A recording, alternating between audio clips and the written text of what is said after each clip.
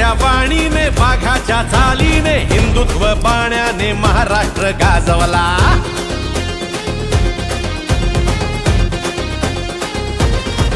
साहेब आम्ही रस्त्यावर एक ऑफिस उघडलं होतं, त्याचं उद्घाटन माननीय दादासाहेब भुसे साहेबांनी केलं होतं। त्या कार्यालयामध्ये बसून आम्ही म्हणजे आम्ही गर्वाने सांगू शकतो साहेब की लाडकी बहिणीच्या उभ्या महाराष्ट्रामध्ये सर्वात जास्त फॉर्म आम्ही सकाळी जेव्हा ती साईट चालत होती तेव्हा एकच फॉर्म भरला जात होता। तेव्हा सुद्धा आम्ही सकाळी 6 वाजेला सर्व पदाधिकारी, कोणी एक नाही, सर्व पदाधिकारी उठून आम्ही सकाळपासून फॉर्म भरायचो साहेब, रात्रीपर्यंत फॉर्म भरले। आणि तळोदा तालुक्यामध्ये सर्वात जास्त फॉर्म हे शिवसेनेच्या माध्यमातून आणि शिवसेनेच्या माध्यमातून सर्व लाडकी बहिणींना त्याचा लाभ झाला साहेब।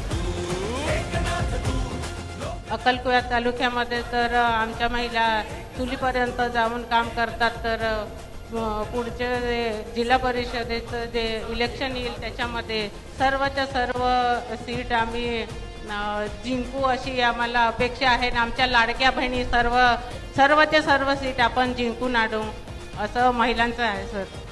शिंदे साहेबांनी आम्हाला जे आहे हे गावोगावी जे आहे हे विधानसभा निहाय बैठका घ्यायला सांगितलं, म्हणून आज इतक्या हजारो किलोमीटर लांब जे आहे एवढ्या गरमीमध्ये 45-46 डिग्री टेम्परेचरमध्ये महाराष्ट्राचा दौरा, निवडणुका कुठल्याच नाही आहेत, आहेत का निवडणुका आता नाही, पण निवडणुका नाही आहेत तरी देखील शिवसेना गावोगावी जाऊन जे आहे हे काम करते, कार्यकर्त्यांना भेटते।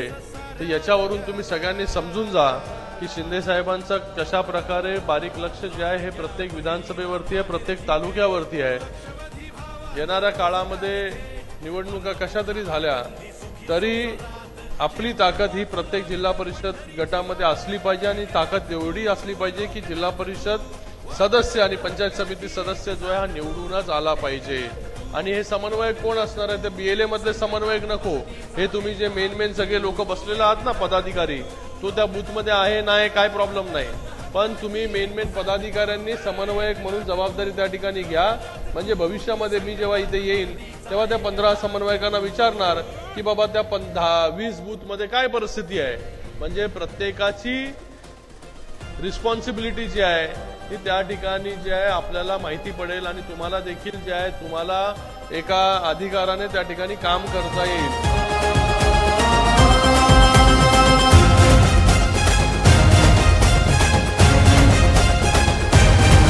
हो मुलींना शिक्षण मोफत, नव्या क्रांतीची आहे चाहुल, हक्काच्या निवाऱ्यासाठी तू टाकलेस दमदार पाऊल, तू आमचा अभिमान